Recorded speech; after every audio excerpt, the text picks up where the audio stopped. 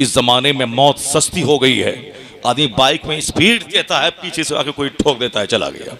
और दो गाड़ी के बीच से ये सब ओवरटेक करता है और दोनों मिला ये आगे नहीं बढ़ पाया, पीस जाता है। इस जमाने में मौत सस्ती हो गई है, तो तुम मुंह में गुटखा डाल के जो सफर करता है और सामने जो मौत आ रही है उस वक्त थूक फेंकेगा कि कलमा पढ़ के मरेगा? बता दें, मुस्लिम नौजवानों की पहचान आज क्या हो गई है? वो साहब स्क्रेच पैंट पहनना, फटा फटा नया पैंट, फटा फटा नया पैंट, फटा फटा, और चुस्त टी शर्ट पहनना, और कोई सामान लेने के लिए झुकना तो आधा चूतड़ पीछे से खुल जाना, हाथ में मोबाइल और कान में एयरफोन ठूस लेना, और फिर बाल चारों तरफ से मुंडा के औरतों की चोटी की तरफ बाल बीच में खड़ा रख लेना, और चारों तरफ से मुंडा के बीच में खड़ा, हाथ में मोबाइल, कान में एयरफोन, वो साहब स्क्रैच पैंट और चुस्त टी शर्ट और मुंह में गुटखा बार बार थूक फेंकना, और बाइक चलाना, आवाज नहीं सुनी कि पीछे से कौन सी गाड़ी आ रही है, आगे से कौन, उसी में पिस गए, गुटखा का थूक भी न फेंका कि मौत आ गई। ऐसी मौत मरे।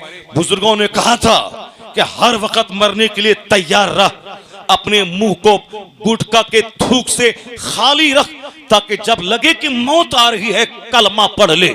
मरना तो है ही, चाहे 100 साल के बाद मर या 100 साल पहले मर, मरना तो है ही। वो मौत काबिले रश्क है जो कलमा पढ़ने की हालत में आ जाए। जब बच्चा बोलने के काबिल हो तो सबसे पहले उसको कलमा सिखा, और जब कोई मरने वाला हो उसको कलमा की तलकीन कर। पहली बोली कलमा, आखिरी बोली कलमा, तो अल्लाह की रहमतों से उम्मीद है कि बीच के गुनाहों को मिटा दिया जाएगा और दोनों कलमा को मिला के जन्नत में दाखिला दे दिया जाएगा।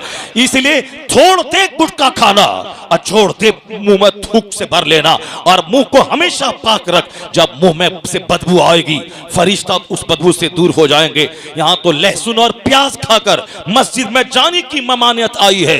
आइए, गुटखा खाना जिसके खाने के बाद पाखाने की तरफ बदबू मुंह से आती है। पता नहीं कौन यहूदी, कौन नसरानी, कौन बुत परस्त, कौन मुशरिक ने इस तरह की चीजों को निकालकर मुसलमानों के नौजवान, मुसलमानों के बूढ़े, मुसलमानों के बच्चों की दिमाग को खराब कर दिया कि आदमी अब बात कोई नहीं मानता। मस्जिद में जो रहता है वो भी गुटखा खाता है, मस्जिद से जो बाहर है वो भी गुटखा खाता है, यानी जो हमारा भाई स्टेज का है वो भी गुटखा खाता है, और वो भी गुटखा खा करके सामने वो उगालदान लाता है।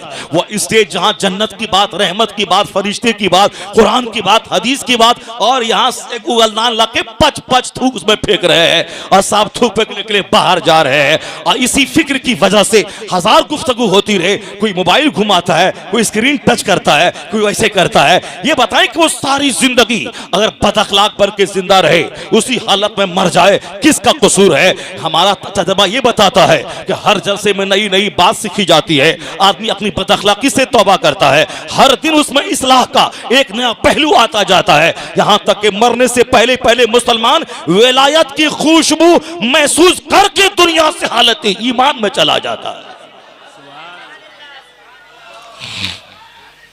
या रसूल अल्लाह। बात हमारी गुफ्त दूसरी तरफ टर्न ना हो जाए।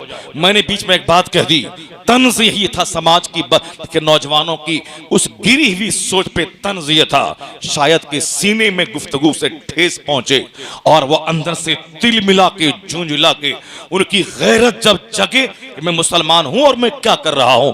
अगर उसकी गैरत जाग गई और वह फिर दोबारा ये सारे शैतानी लिबास और शैतानी खुराक को छोड़ दिया और वो अंदर से मुस्तफा का गुलाम बन गया, तो ये जान ले कि जलसे में 50 लाख खर्च हो, एक ही मकसद होता, एक आदमी रास्ते पे आ गया तो समझ ले कि सारी मेहनत वसूल हो गई, सारी मेहनत कामयाब हो गई। तो एक नौजवान का दिल अंदर से लरस जाए, अंदर से वो उनको बदअमली छोड़ने का हौसला पैदा होने लगे। इसलिए इस बदअमली पे तंज होता है, उसकी बुराई बयान की जाती है, उसका मजाक उड़ाया जाता है।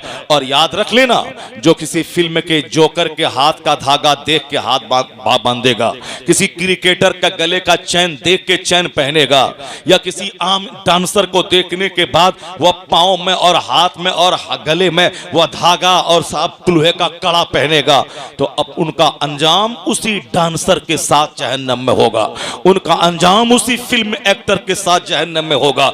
लेकिन जो सरकारे दो जहां की सुन्नत पे अमल करेगा, सहाबा के तरीके पे चलेगा, गौस के स्टाइल को अपनाएगा, ख्वाजा गरीब नवाज के तर्ज जिंदगी को अपनाएगा, जो महबूबे इलाही के कैरेक्टर का फॉलो करेगा, जो कुतुबुद्दीन बख्तियार काकी के कैरेक्टर का फॉलो करेगा, जो उनकी तरह लिबास पहनना चाहेगा, उनकी तरह जिंदगी गुजारना चाहेगा, तो उनका अंजाम किसी जोकर के साथ जहन्नम में ना होगा, उनका अंजाम कुतुब मियां के साथ जन्नतुल फिरदौस में होगा।